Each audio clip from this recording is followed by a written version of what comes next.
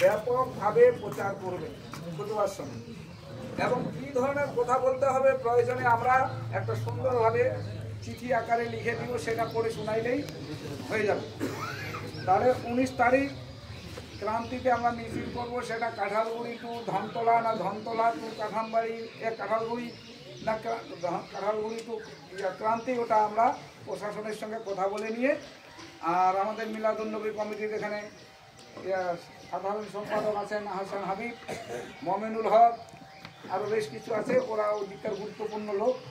আমরা এটা 19 তারিখে একটা মহা মিছিল করতে রাখছি এবং সেখানে আমরা কোনো ভেদাভেদ রাখবো না, সমস্ত মুসলিমকেই ডাকবো। কে কোন পন্থী সেটা আমাদের বাণিজ্য বিষয় না, এখন দেখতে হবে, আমাদের বাঁচতে হবে। 2 নম্বর হচ্ছে, এক ভাই এখানে বক্তব্য রাখলেন যে হিন্দু ধরে কিছু রাখা, আমার অত্যন্ত পছন্দ হয়েছে। কারণ হিন্দুরা যাতে, মোদি যেটা চাচ্ছে, মোদি চাচ্ছে যে এই জমিটা আমরা অধিগ্রহণ করার একটা বিল পাস করি যদি, তাহলে হিন্দুরা আমার দিকে চলে আসবে। তো আমরা মিছিলের শেষে বক্তব্য রাখার জন্য যদি আমরা যেসব রাজনৈতিক দল আমাদের হয়ে লোকসভায় গলা ফাটাচ্ছে, লোকসভা রাজ্যসভায় রাত 2টা পর্যন্ত বাহাস করেছে, সেই দলগুলির নেতাদেরকে আমরা যদি একটু চিঠি করি যে ওখানে আসবেন, 2টা কথা বলবেন। ওরা যদি বলে ভাই মুসলমানরা আপনারা একা না, আমরাও আছি, তাহলে কিন্তু হিন্দু আমাদের সঙ্গে আছে, তাহলে হিন্দু মুসলমান ডিভাইডটা আসবে না। আমরা চাই না যে হিন্দু মুসলমান করে মোদিকে আরো শক্তিশালী করতে। তাহলে এটা ঢাকা যেতে পারে কি? পরে কোনো বিতর্ক হলে হবে না, আজকেই বলে রাখবো সব তো আমরা ক্রান্তিতে শুরু করি। যারা নেতৃবৃন্দ আছেন বিভিন্ন ব্লকের 19 তারিখে এখানে আসবেন, আর আমরা এখানে মেন যারা আছেন বসবেন। আমরা এদের সঙ্গে কথা বলবো। তাহলে আমাদের 19 তারিখটা ফাইনাল থাকলো নিশ্চিত পাড়ায়।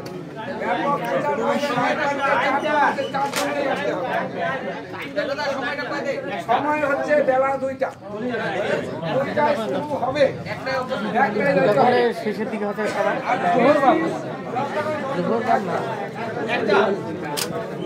এলাকায়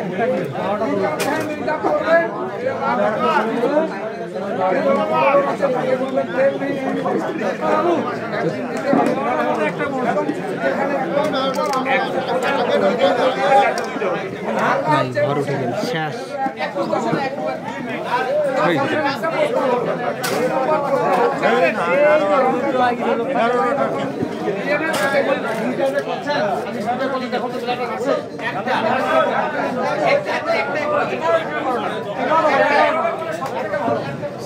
মনে গেল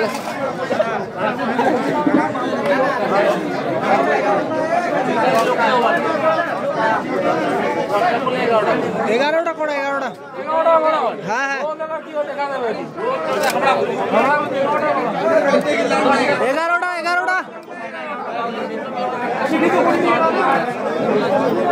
11টা 2টা করলে লোকেই হয়। হ্যাঁ 11টা লোক আমার মধ্যে 100-200 করে লোক দেবো। আর গোটা রাজরাঙ্গা আজকে চ্যানেল আছে।